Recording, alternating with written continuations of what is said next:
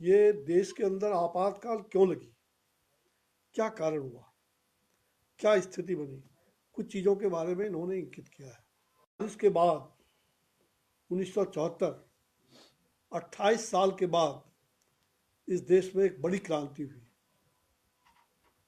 मुझे लगता है कि आप सभी लोग निश्चित रूप से जो इन बातों की चर्चा हुई है कि हम 21 मार्च को लोकतंत्र विजय दिवस मना रहे हैं, लेकिन हमारे लिए रोज ही लोकतंत्र का विजय है। हमारे लिए लोकतंत्र नस नस में भरी हुई है। इसलिए लोकतंत्र, हमने कहा कि आपातकाल के काले वर्ष कभी न भूलेगा भारतवर्ष। ये जो इमरजेंसी है जो 25 जून की रात में लगाई गई, आपको आश्चर्य होगा उसके पहले की पृष्ठभूमि तो जो आप सब लोग को जानकारी होगी कि लोकनायक जयप्रकाश नारायण कभी अपने कमरे में बैठ करके प्रतीक्षा कर रहे थे। मुझे याद है उस कहानी की।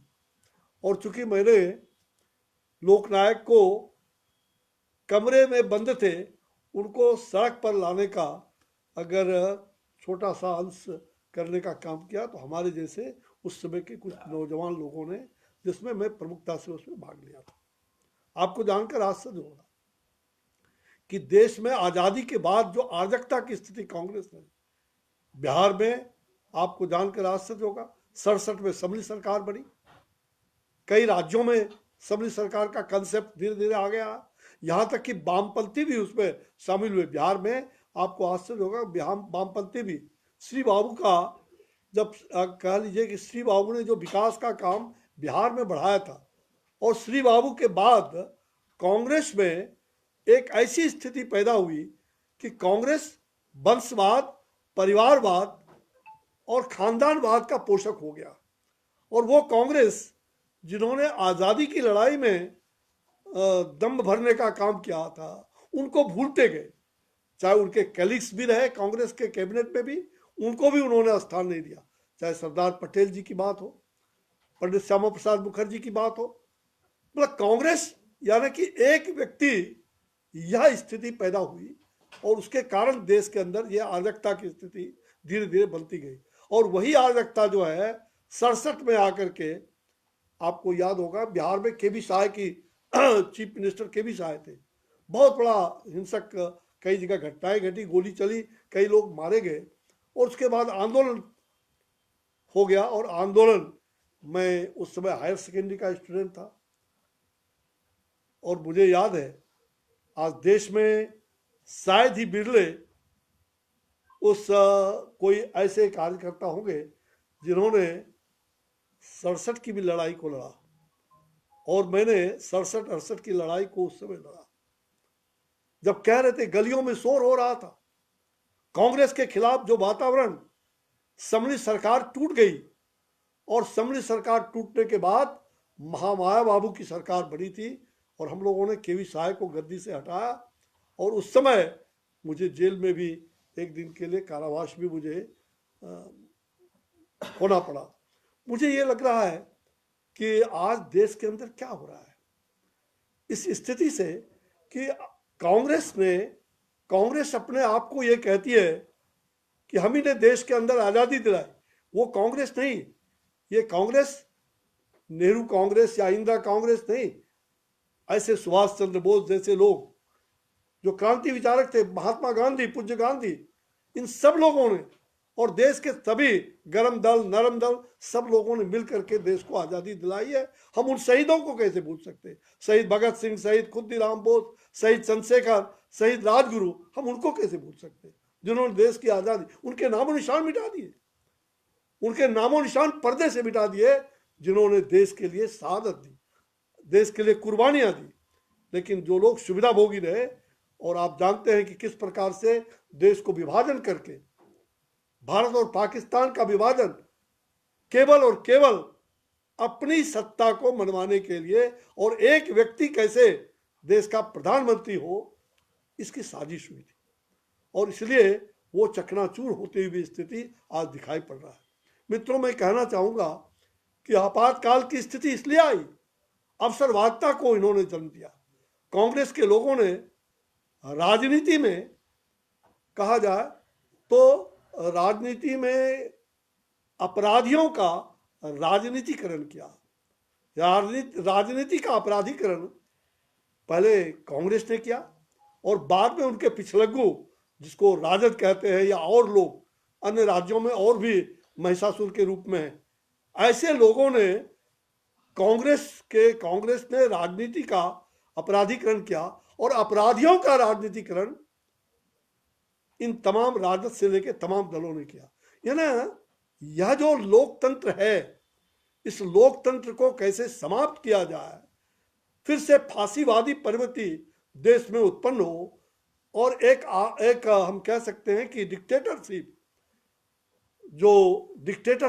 का एक दूसरा स्वरूप कांग्रेस ने दिखाने का अवसर प्रदान किया। और इसलिए जब अवसरवादी काफी ऊंचा हो गया, पहली बार उसको लेकर के बिहार ने 67 में हुंकार किया और फिर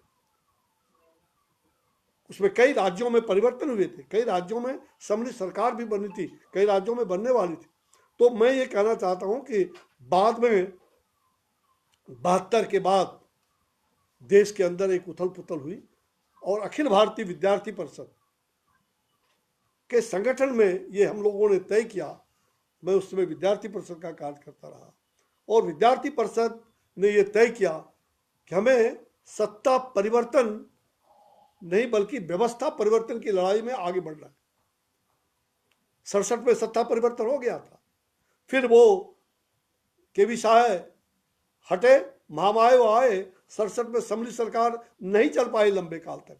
उसका कारण था कि कांग्रेस के लोग इतने ज्यादा हावी थे और तंत्र उनकी इतनी हावी थी कि उस तंत्र ने सबको नाबूद करने का प्रयास किया। क्योंकि धन तंत्र भी उनके पास, अपराध तंत्र भी उनके पास, और ऐसे तंत्रों को ही उन्होंने मजबूत बनाने का काम किया ताकि देश कमजोर हो। और आपको जानकर आश्चर्य होगा, मैं इसलिए इस पृष्ठभूमि को आपके सामने रखना चाह रहा हूं कि मैं उसका गवाह ही नहीं, मैं उसका भुक्तभोगी भी हूं। और इस आंदोलन को 67 में पहली बार जेल गिराने के बाद हम लोगों ने 72 में ये रूपरेखा तैयार किया और 72 में हमारे आज बहुत सारे पत्रकार मित्र, राम बहादुर राय जनसत्ता के पत्रकार विद्यार्थी परिषद में हम लोग साथ काम करते थे। और राम बहादुर राय जैसे लोगों ने जो उसमें संगठन का काम भी देखते थे। और बिहार में एक होटल के अंदर सामने केवल लिट्टी चोखा जिसको कहते हैं, उस पर ही आंदोलन की रूपरेखा तैयार हो गई। बिहार में छात्र संघ के चुनाव हुए थे और छात्र संघ के चुनाव का उद्घाटन कुलदीप नैयर जैसे पत्रकार, वरिष्ठ पत्रकार, उनको मैंने दिल्ली में, मैं और सुशील मोदी हमने आकर उनको तय किया और कुलदीप नैयर जी उस छात्र संघ का उद्घाटन किए। और उसी कार्यक्रम को लोकनायक जयप्रकाश नारायण जी को हम लोगों ने जाके आग्रह किया कि आप जेपी आकर के छात्रों को संबोधित करिए। जेपी कहीं कमरे में बंद, चरखा समिति कदम कुआं में, वो कहीं कमरे में बंद होके सोच रहे थे कि आज का छात्र क्या दिशा ले रहा है।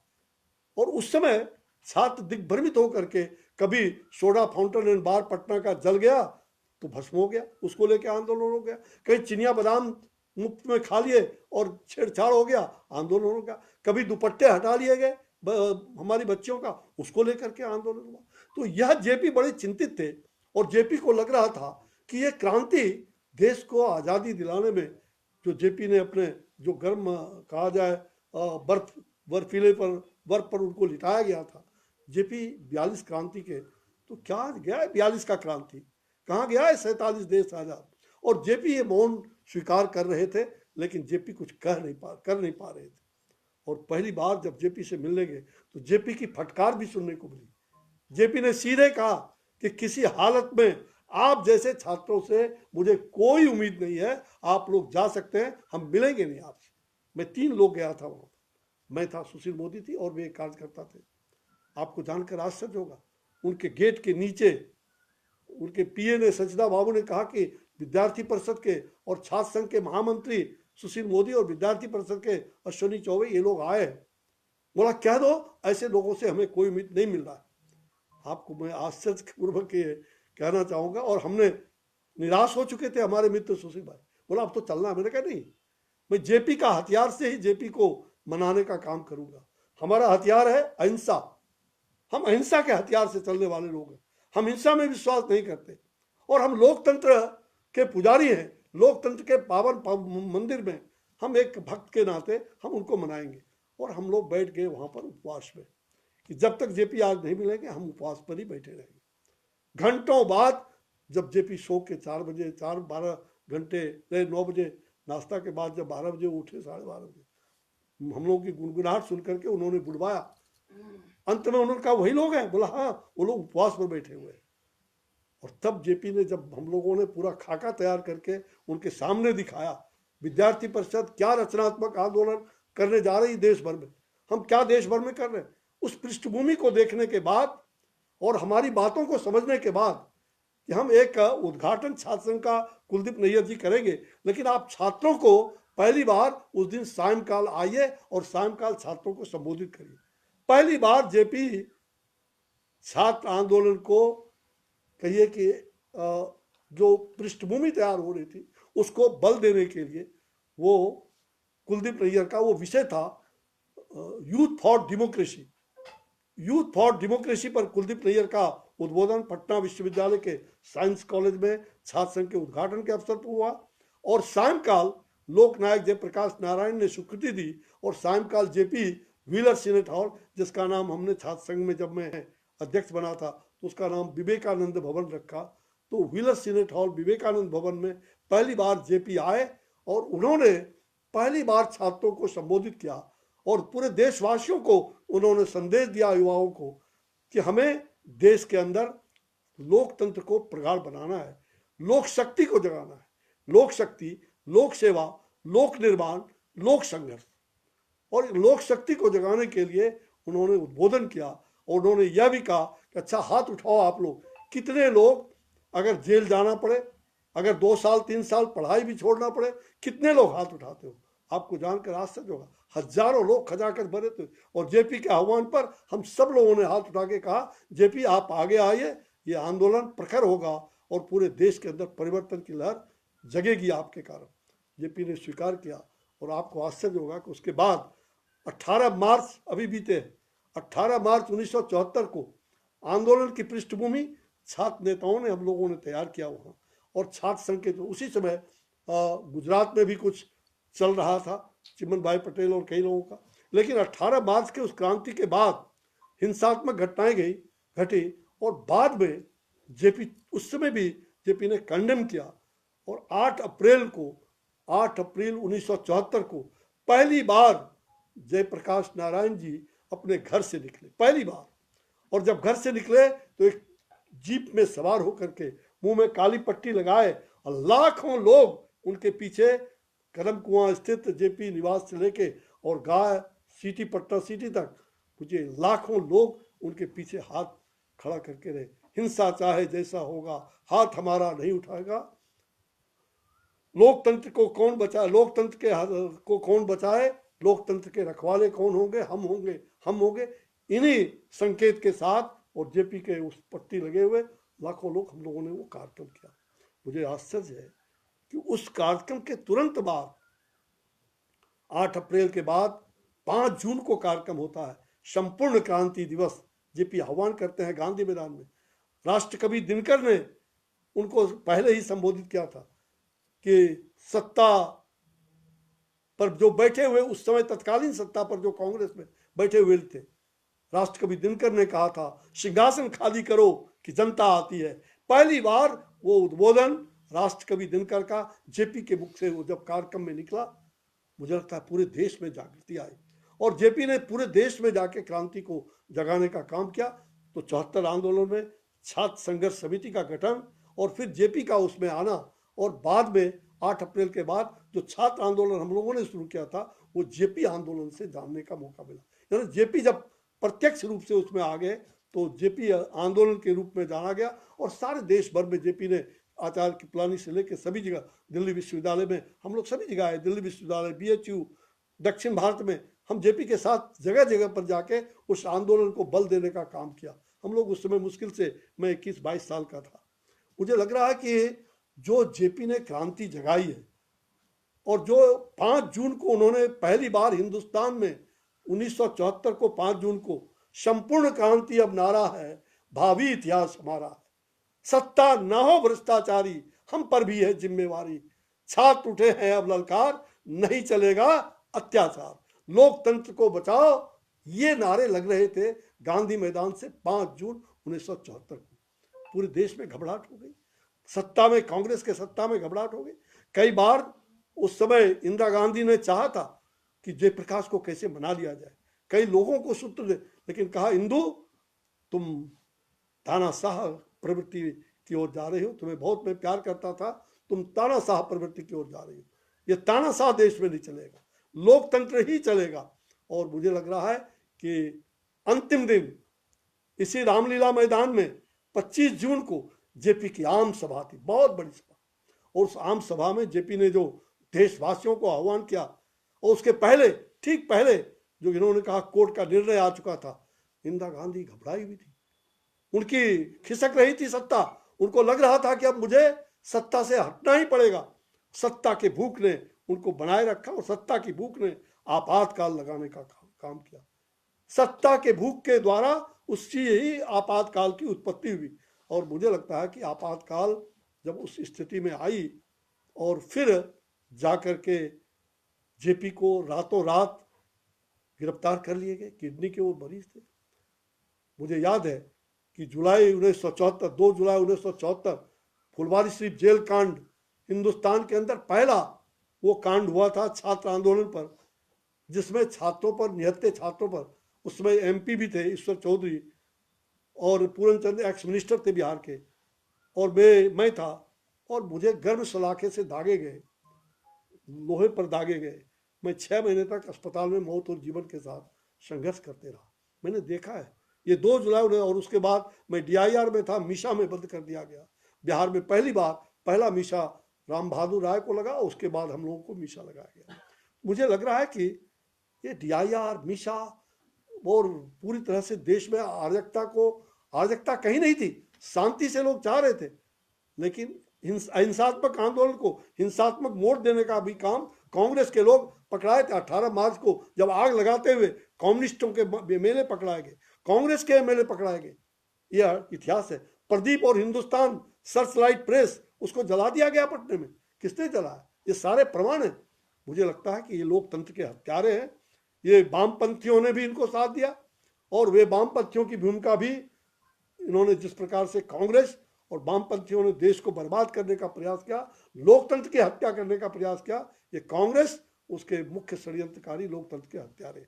और इसलिए जब मैंने 25 जून को पिछले दो कब किया था, 24 में, 25 जून 24 को मैंने यहाँ आपको वेंकैया नायडू जी, राष्ट्रीय उपाध्यक्ष, और कॉन्स्टिट्यूशन क्लब में बिहार देश भर के लोगों को बुलाया था, आंदोलनकारियों को, और उस समय ये बात हुई, जेपी आंदोलन और लोकतंत्र सेनानी मंच के माध्यम से ये बात जब प्रखर हुई, तो हमारे क्या नाम है, अपने राष्ट्रीय उपाध्यक्ष, केंद्र सरकार में जो, इसमें भारत सरकार में जो उपाध्यक्ष थे वेंकैया नायडू, उनसे प्रधानमंत्री जी की उसी दिन मंत्रणा हुई थी, और फिर दूसरे ही दिन उन्होंने घोषणा किया। हमने कहा था कि लोकतंत्र के हत्यारे संविधान के हत्यारे हैं, और संविधान हत्या दिवस के रूप में भारत सरकार ने घोषणा किया। मित्रों, मैं केवल नई पीढ़ी को, फिर से देश में कोई क्रांति जरूर होगा, कोई तानाशाह देश के अंदर उत्पन्न नहीं हो सकता। हम लोकशाही के पक्षधर हैं। लोकशाही बलवान कैसे हो सकता है, ये सबके लिए फायदामंद है। इसलिए कांग्रेस ने जो काम किया है, और आज जिस प्रकार से कांग्रेस सब प्रकार के बॉडी को वो उखाड़ना चाहते हैं, आज चुनाव आयोग पर उन्होंने प्रश्नवाचक चिन्ह दिया। जितने आयोग हैं उन्होंने ही बनाया था, उनके वक्त में वो आयोग बहुत अच्छे, उन पर उन्होंने कोई टीका टिप्पणी करना शुरू किया नहीं किया। CBI, ये सारे चोर चोर चोर मोसेरे भाई का नारा देश में लगे, क्या ये अच्छी बात है क्या? तो मुझे लगता है कि ये कांग्रेस का जो खानदानवाद, परिवारवाद, अवसरवाद की राजनीति है, यही लोकतंत्र के हत्यारे हैं। और मुझे इसी बात को लेकर के अंत में यही कहना है कि हम आह्वान कर रहे हैं, हम 21 मार्च को विजय दिवस हर्षोल्लास के साथ मनाएंगे, साथ साथ लोक चेतना जगाने का, नई पीढ़ी में लोक चेतना जगी रहे और हम लोक चेतना के साथ लोक निर्माण करते हुए लोक संघर्ष भी, सत्ता ना हो भ्रष्टाचारी, हम पर भी है जिम्मेवारी। इस जिम्मेवारी के साथ हम जरूर आगे बढ़ेंगे और लोकशाही को प्रतिस्थापित करते हुए, लोकशाही के ऑल्टरनेटिव कुछ भी नहीं हो सकता, लोकतंत्र ही हमारे लिए अंतिम वाक्य है, वो हमारे लिए मंदिर है। भाई हमारे भीमराव अंबेडकर साहब से लेकर डॉक्टर राजेंद्र प्रसाद जिन्होंने संविधान को रचा, आज संविधान के हत्यारे बन करके और स्वयं संविधान की कॉपी लेकर के विपक्ष के नेता घूम रहे हैं। इनको लाज नहीं लगता कि संविधान के हत्यारे कौन हैं? कौन अंबेडकर जी को लोकसभा और राज्यसभा घुसने नहीं दिया था, और उसके बावजूद आज डंका के चोट पर देश में फिर से आतंक का माहौल बनाना चाहते हैं। यहाँ तक कि दूसरे देशों में जाते हैं, वहाँ भारत का नामो निशान चाहते हैं मिटा दे, भारत के बारे में निंदा करते हैं, प्रधानमंत्री के बारे में निंदा करते हैं, राष्ट्रपति का। आज आपने देखा कि राष्ट्रपति का इन्हीं के बुनियाद से पैदा हुआ राष्ट्रपति का साथ किस प्रकार का व्यवहार बंगाल के अंदर हुआ।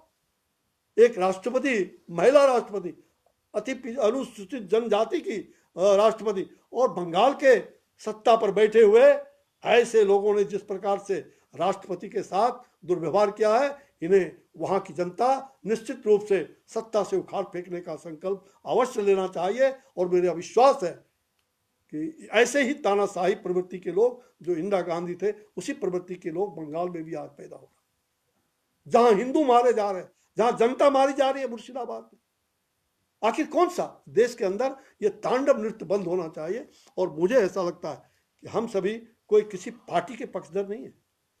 ये निश्चित है कि भारतीय जनता पार्टी के हम कार्यकर्ता हैं, हम एमपी हैं, रहे, मंत्री रहे, ये भी मैं एमपी रहे, हम सभी भारतीय जनता पार्टी के पक्षधर हैं। इसलिए कि लोकतंत्र में, लोकतंत्र को बचाने के लिए राष्ट्रीय स्वयंसेवक संघ, विद्यार्थी परिषद और उस समय के जनसंघ ने पूरी कुर्बानी देने का काम किया। और मुझे याद है, अगर पहला जो 25 जून को आपातकाल लगा, 12 जुलाई को पहली बार पटना में कोई इतना ज्यादा आतंक था माहौल, पहली बार 25 जून के बाद कोई आपको सड़क पर दिखाई नहीं पड़ता कोई नेता। और मुझे याद है कि मैंने उसी दिन कुछ लोगों को आह्वान करके और पटना साइंस कॉलेज के परीक्षा हॉल में जा करके, और उसी दिन इंदिरा गांधी तेरी तानाशाही नहीं चलेगी, पहली बार तानाशाही का, लोकतंत्र का जो स्थापना हुआ था जिस निमित्त, और लोकतंत्र का जो उस पर कुठाराघात हुआ आपातकाल के खिलाफ, पहली बार 12 जुलाई को पटना का साइंस कॉलेज, पटना विश्वविद्यालय और पटना की सड़कों पर गिरफ्तारियां शुरू हो गई। और मुझे गिरफ्तार होकर के मीशा में जेल में बंद कर दिया गया। मेरे साथ में राजा राम थे पांडे, उसको भी बाद में बंद किया। तो मुझे ये कहना है कि दास्तान मैंने आपको इसलिए रखा है, आप इसके मुख्य टिप्पणी में जाएं कि हम इस किसी भी हालत में लोकतंत्र को शांतिपूर्वक, अस्थायी रूप से, लोकतंत्र ही हमारे लिए सब कुछ है, लोकतंत्र को हम विजय के रूप में हम 21 मार्च को बनाएंगे। और जैसा कि प्रदेश अध्यक्ष दिल्ली ने बताया है कि हम 5 जून को, इन्होंने जो बताया कि वो ज्ञापन देंगे, यहाँ तक कि टेक्स्ट बुक में, भारत सरकार के टेक्स्ट बुक में जितने भी CBSE या अन्य राज्यों के, इसमें इस आंदोलन का बुनियाद का आना चाहिए, जेपी के बारे में ये टेक्स्ट बुक में आना चाहिए। जेपी क्या थे, जेपी ने क्या देश में परिवर्तन लाया। पहली बार उन्होंने कहा था 2 जुलाई 74 के मेरी घटना के बाद कि परकीय शासन, इससे भी क्रूर शासन स्वकीय शासन है। ये BBC लंदन और वॉइस ऑफ अमेरिका में उस समय मुखरित हुआ, और जेपी का ये बयान चारों तरफ फैला कि परकीय शासन से ज्यादा स्वकीय शासन जो है ये दमनकारी है, जो छात्रों को गर्भ सलाखे से दागते हैं, इस प्रकार की बात करते हैं। तो मुझे लगता है कि आज जेपी प्रासंगिक है। और लोकनायक जयप्रकाश नारायण, मुझे लग रहा है कि आज के इस क्रांतिकारी दिवस पर हम जेपी को याद कर रहे हैं, और मैं समस्त क्रांतिकारियों को याद करता हूं। तो आगे ठीक कहा इन्होंने कि 5 जून संपूर्ण क्रांति दिवस है, और संपूर्ण क्रांति दिवस में बड़े बड़े कार्यक्रम होते हैं बिहार में और देश भर में। तो मुझे खुशी है कि लोकतंत्र सेनानी संघ आज पूरे देश भर से प्रतिनिधि आएंगे, 500 से ज़्यादा प्रतिनिधि आने का संवाद हुआ है, अच्छी बात है। उसमें लोकतंत्र सेनानी संघ और जेपी सेनानी, 74 आंदोलन से जुड़े हुए जितने लोग हैं, जितने गिरफ्तारियां, अब तो बहुत लोग चले गए, उनके परिवार के लोगों को भी हमने आमंत्रित किया है कि आप 74 और 75 में आपातकाल में गए हुए लोग यहाँ भाग लें। तो मुझे इतना ही कहना है कि आप लोग 5 जून को जो इन्होंने विषय रखा है वो विषय स्पष्ट है, आपको तीनों चारों विषय के बारे में जानकारी दिया है। तो मुझे लग रहा है कि हम सभी इन्हीं विषयों को लेकर के 21 तारीख को विजय दिवस मनाएंगे एनडीएमसी के हॉल में, और वहीं से लोकतंत्र को फिर से पुनर्जागृत करने का, और लोकतंत्र के हत्यारे को, संविधान के हत्यारे को फांसी दो, और कौन है हत्यारा उसको पर्दे में लाओ। इसका भी हम लोग एक वर्तमान सरकार से आग्रह करेंगे कि संविधान के हत्यारे कौन, ये जो उस समय मुरारजी भाई देसाई के वक्त में जो, आपको याद है, बनी थी ना शाह आयोग की रिपोर्ट कहाँ गई, जिसमें स्पष्ट था। शाह आयोग का रिपोर्ट फिर से जनता के सामने कैसे लाया जाए, उसके बारे में भी हम लोग इस आवाज को बराबर बुलंद करते रहे हैं और उस दिन बुलंद करेंगे। और 5 जून के साथ साथ अगले 25 जून को, अगला 25 जून, जो 25 जून